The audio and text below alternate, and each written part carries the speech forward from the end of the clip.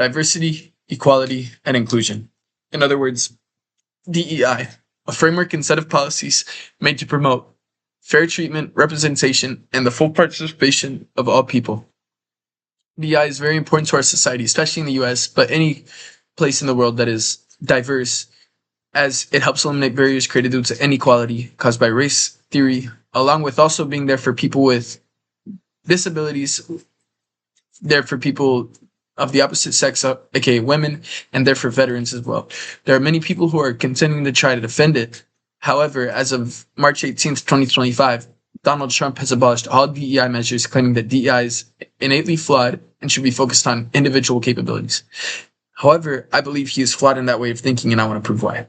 You see, DEI is very important and vital for our country today, as it gives everyone an equal standing ground for which to be an active part of society, standing for diversity, equality, and inclusion.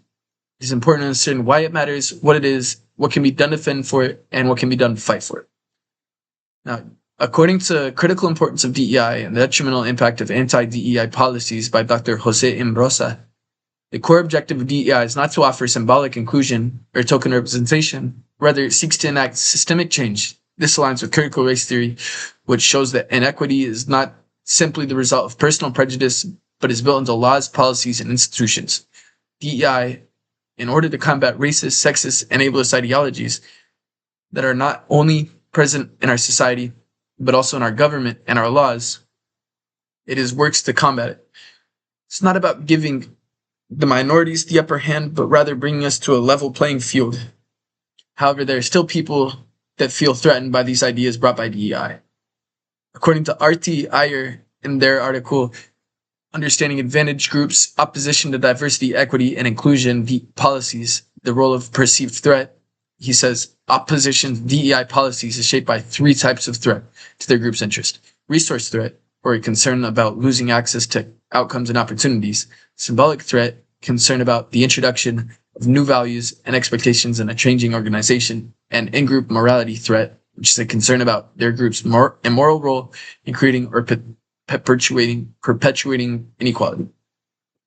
She later goes on to disprove most of these points and show how shallow-minded a lot of these people who think this way can be.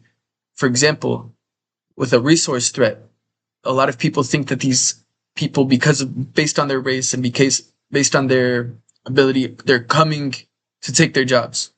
Because you see, when advantage groups see something that's helping a disadvantaged group, they view it as detrimental towards themselves. When in reality, it's actually something that's removing the systemic barrier that's been promoting inequality. And rather than bringing them down, it brings us up. Now, this may all sound nice, but due to the recent abolishment of DEI by the government, the responsibility has changed from theirs to that of the people's. You see, there were many organizations in the US that were working on defending these rights, but after it had been abolished, a lot of them drew back on these ideas. One of these that hasn't been and is still working towards promoting DEI measures is the NAACP. The NAACP. While historically the NAACP has been focused on rooting out specifically anti-Black racism, their stance on DEI has been much more encompassing, taking a focus on promoting not only themselves but also LGBTQ members, other minorities, people with disabilities, and even as much as veterans who helped serve our country. Along with that, there's plenty of things we can do as well. One of the big ways is through the workplace. One way you can do it is by talking to whoever runs your workplace, getting them in on the idea.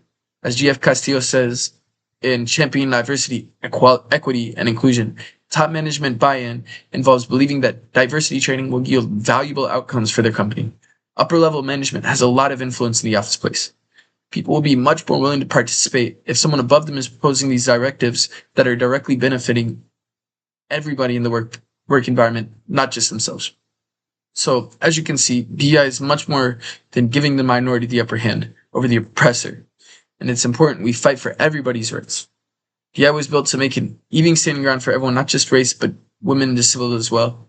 And while it may be abolished by the government, there are still many organizations that still fight it and support it to this day, such as the NAACP.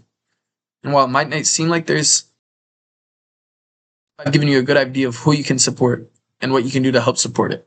Along with that, there's the idea of go look online. Find a protest because this is something that's very important and something we need to fix soon. And thank you for listening.